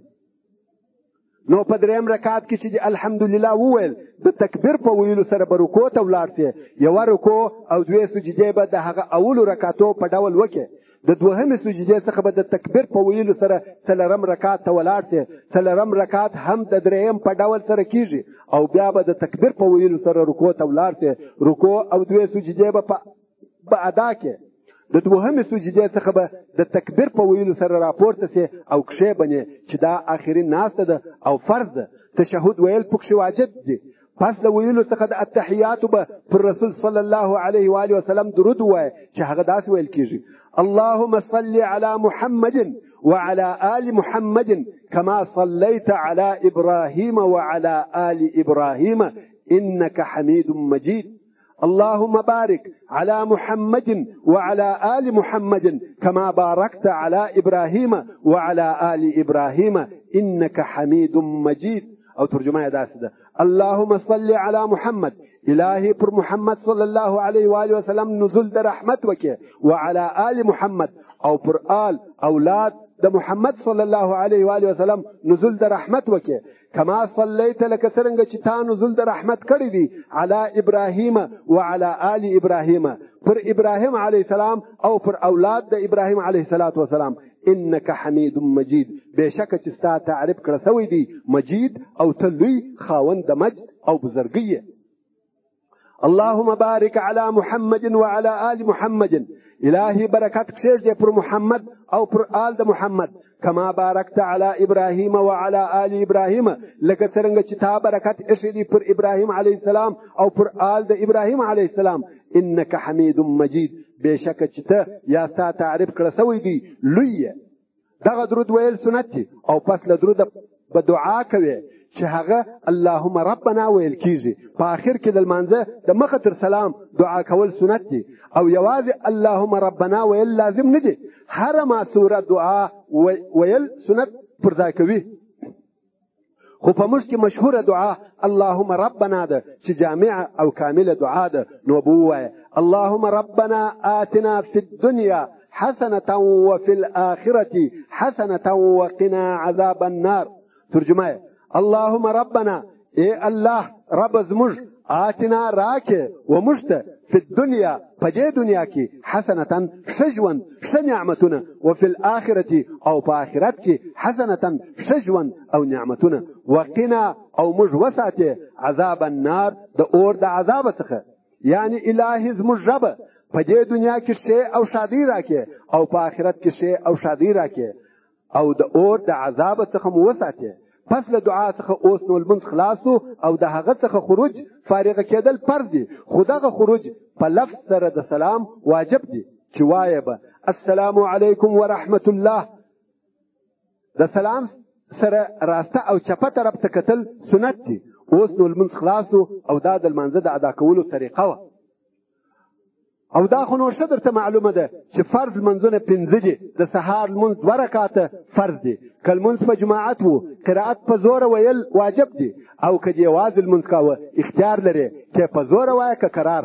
خو په زوره ویل یې بهتر دي د ماپښین او مازدیګر لمونځونه 4 رکعاته فرض دي دغه لمونځونه که په جماعت وي او که یوازې قرار قرائت ویل واجب دي د ماښام فرض 3 رکعاته دي او د ماخوستن فرض 4 رکعاته دي په دغه دواړو لمونځو کې که لمونځ په جماعت و په 2 اولو رکعاتو کې قرائت په زوره ویل واجب دي او که دې یوازې لمونځ کاوه په 2 اولو رکعاتو کې د دواړو لمونځو اختیار لري چې قرائت په زوره وایه که قرار او په پاته رکعاتو کې قرار ویل واجب دي دا 5 فرض لمونځونه وه اوس نو یو بل لمونځ هم پاته دی چې هغه 3 رکعاته وتر دي د وترو وخت د ماخوستن د لمانځه څخه وروسته شروع کیږي بیا تر سپېدو چاودلو پورې د ماخوستن تر مانځه د مخه نه صحیح کیږي دا یو وخت د ادا کولو دی او کول یې څوک وایي فرض دی څوک وایي واجب دی او څوک وایي سنت دی په هر صورت رسول صلی الله علیه و آله وسلم هیڅ وخت نه دی پرې ایښی نه په کور کې او نه په سفر کې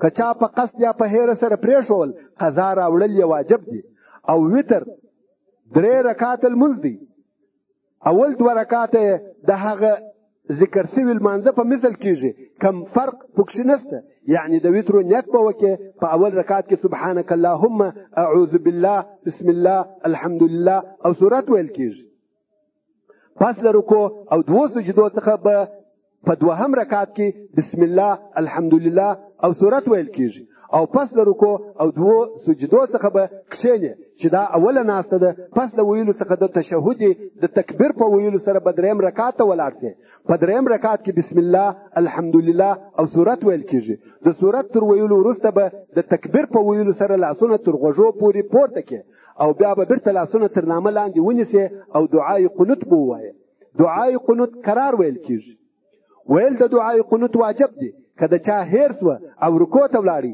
بیرته به نه ورته راګرځي خو د لمانځه په آخر کې به سجده سهوه کوي او دعای قنوت داسې ویل کېږي اللهم انا نستعينك ونستغفرك ونؤمن بك ونتوكل عليك ونثني عليك الخير ونشكرك ولا نكفرك ونخلع ونترك من يفجرك اللهم إياك نعبد ولك نصلي ونسجد وإليك نسعى ونحفد ونرجو رحمتك ونخشى عذابك إن عذابك بالكفار ملحق په میاشت کې د روژې چې وتر په جماعت کېږي امام او مقتدی به دعای قنوت قرار وایي مګر قرائت په 3 رکعاتو کې امام په لوړ آواز وایي او مقتدی به چپ ولاړ وي ترجمه د دعای قنوت داسې ده اللهم انا نستعينك اے الله موږ ستا څخه کومک غواړو ونستغفرک او ستا څخه بخښنه غواړو ونؤمن بک او پر تا مو ایمان راوړی دی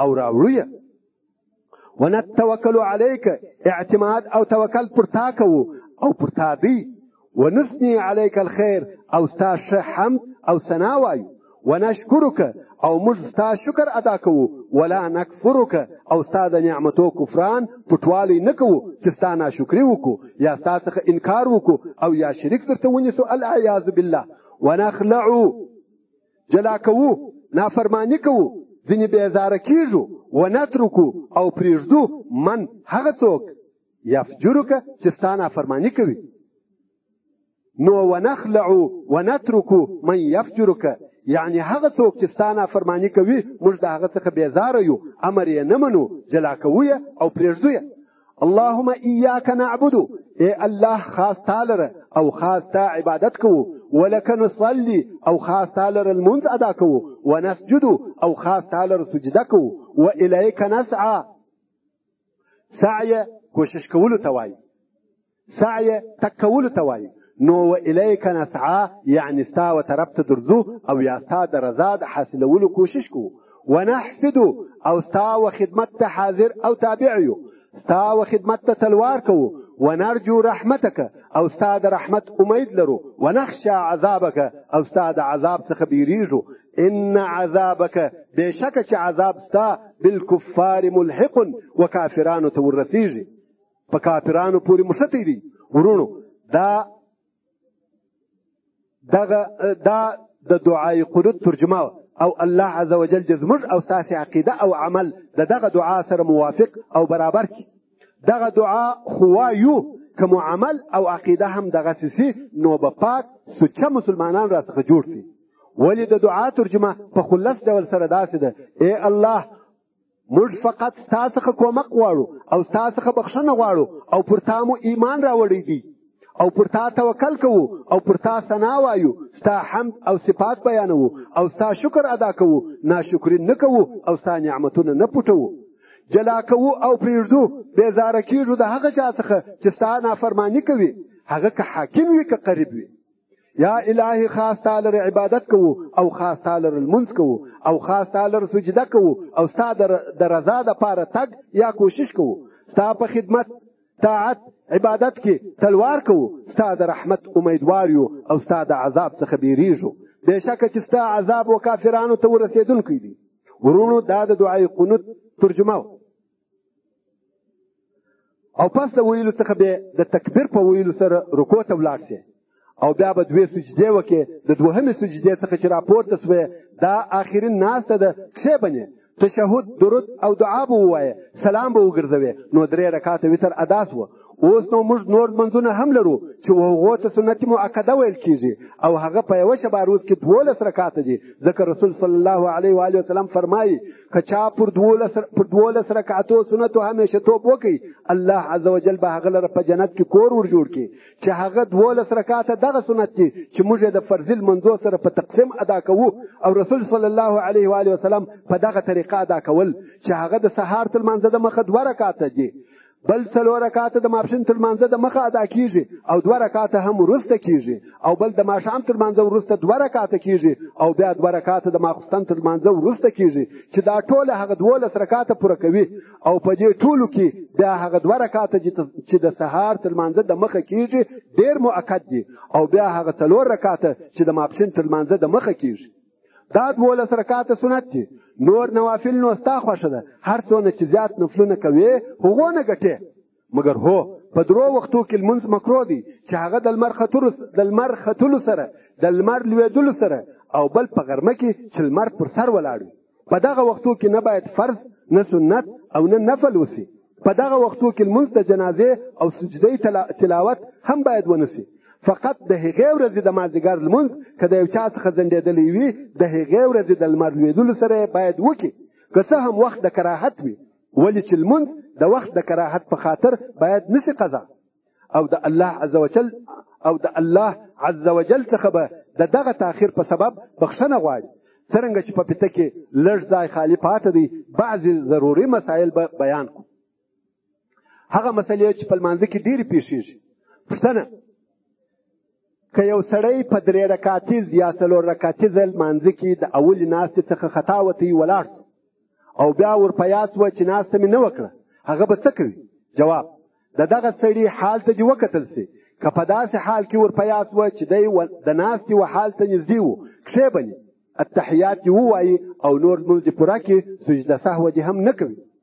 لمونځ یې صحیح دی. او که د ولاړې و خوا ته نږدې و، بېرته به نه کښېني، ودې درېږي او نور لمونځ دې پوره کړي، په آخر کې د لمانځه دې سجده سهوه وکړي.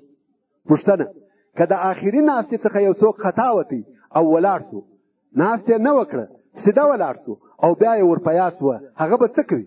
جواب: که په 4 رکعتیز لمانځه کې سړی په آخري رکعت کې نه کښېنستی او 5م رکعت ته ولاړ سو، تر څو چې په 5م رکعت کې سجده نه وي کړې، بېرته دې کښېني، د اتحیاتو تر ویلو وروسته دې سجده سهوه وکړي، لمونځ یې پوره او صحیح سو. پوښتنه: که په 5م رکعت کې سجده هم وکړه او بیا ور په یاد سوه، هغه به څه کوي؟ جواب: هغه فرض لمونځ یې باطل سو، ځکه ده هغه آخري ناسته چې فرض ده پرېښول او دغه کړی لمونځ یې نفل وګرځېده. مګر هو، بل 6م رکعت به هم پر اضافه کوي، ځکه 5 رکعته لمونځ نسته او هغه اول فرض لمونځ به بېرته راګرځوي. پوښتنه: که یو څوک د 4م رکعت په آخر کې کښېنستی، التحیات یې هم وویل، بیا ولاړ سو، خیال یې دا و چې دا اوله ناسته ده، بیا یې ور په یاد سوه چې هغه آخري ناسته وه، هغه به څه کوي؟ جواب: دې سړي که په 5م رکعت کې سجده نه وه کړې، بېرته به راوګرځي، کښېبني، التحیات به ووایي، سجده سهوه به وکړي، لمونځ یې صحیح دی. پوښتنه: که په 5م رکعت کې سجده هم وکړه، بیا به څه کوي؟ جواب: نو د یو بل 6م رکعت هم وکړي او په آخر کې د سجده سهوه هم وکړي، نو لمونځ یې صحیح او پوره سو. هغه اول 4 رکعته یې هغه فرضي لمونځ سو کوم چې نیت یې کړی و، او دغه 2 نور رکعتونه یې نفل وګرځېده. پوښتنه: که یو څوک په لمانځه کې شکمن سو، نه پوهېدی چې ما 3 رکعته کړي دي که 4، څه به کوي؟ جواب: که دغه شک د اول دپاره ورته پېښ سو، په پخوا کې دغه حال نه ورته پېښېدی، دا سړی به لمونځ د سره راګرځوي. او که دا شک ډېر ورته پېښېدی، هغه سړی به په غالبه ظن عمل کوي، یعنی که د 4 رکعتو پر خوا ګمان ډېر و، 4 دې وبولي، او که د 3 رکعتو پر خوا ګمان ډېر و، 3 دې وبولي. که پر یوه خوا ګمان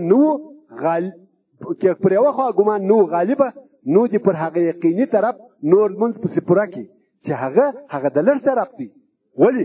دی په شک کې و چې 3 کړي دي که 4، 3 خو یې یقیني دي، په 4م کې په شک کې و، نو دې پر هغه لږ طرف چې 3 رکعته دي لمونځ پوره کړي، او په دواړو حالاتو کې به سجده سهوه کوي، کې بنا پر هغه غالبه ګمان وکړه او کې پر هغه یقیني طرف وکړه.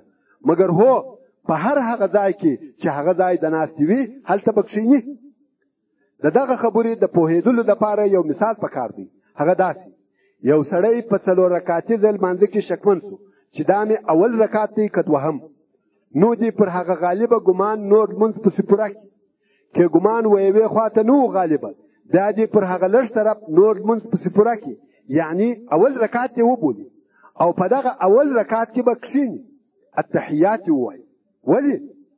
ممکن دا د 2م رکعت وي او په 2م رکعت کې ناسته واجبه ده، بیا به ولاړ سي، 2م رکعت به وکړي، دلته به هم کښېني او التحیات به ووایي.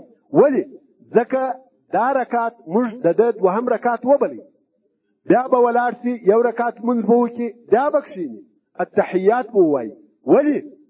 ممکن دا د 4م رکعت وي او په 4م رکعت کې ناسته فرض ده، بیا به پس له التحیات ویلو څخه ولاړ سي، 4م رکعت لمونځ به وکړي او کښېبني، ځکه دا رکعت موږ د 4م او آخري رکعت وګرځاوه چې دلته هم ناسته فرض ده. نو دا هغه لمونځ دی چې 4 رکعته دی او 4 ناستې پکښې کې دي. ورونو، څرنګه چې په فته کې ډېر لږ ځای خالي پاته دی، بیا هم نه غواړم چې عبث ولاړ سي، نو په هغه کې به د سجده تلاوت په متعلق بیان وکړو. سجده تلاوت واجب ده. سجده تلاوت پر هغه چا واجبېږي چې آیات د سجدې ووایي او یا یې واوري، که په قصد سره واورېدي او که په سهو سره واورېدي، یعنی د ده قصد نه وي، بل چا ووایي واورېدي، پر ده باندې سجده د تلاوت لازمیږي.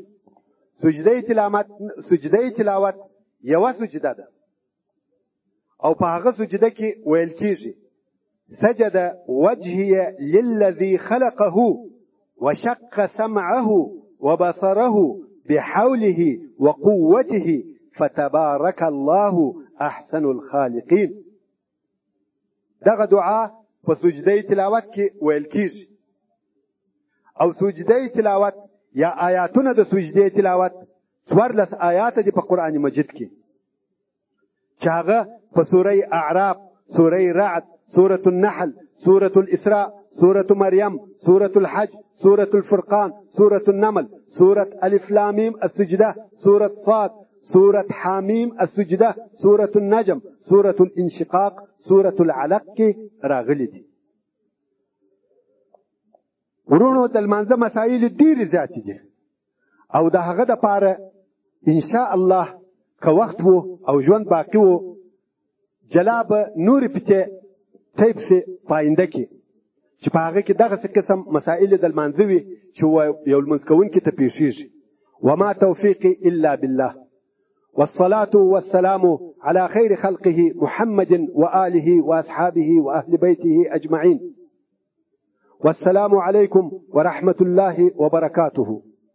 خدای دې وکړي چې د پتې څخه استفاده وکړي او د لمانځه ترجمه پکښې کې زده کړي او خپلو لمانځو ته متوجه شي. وما علينا إلا البلاغ.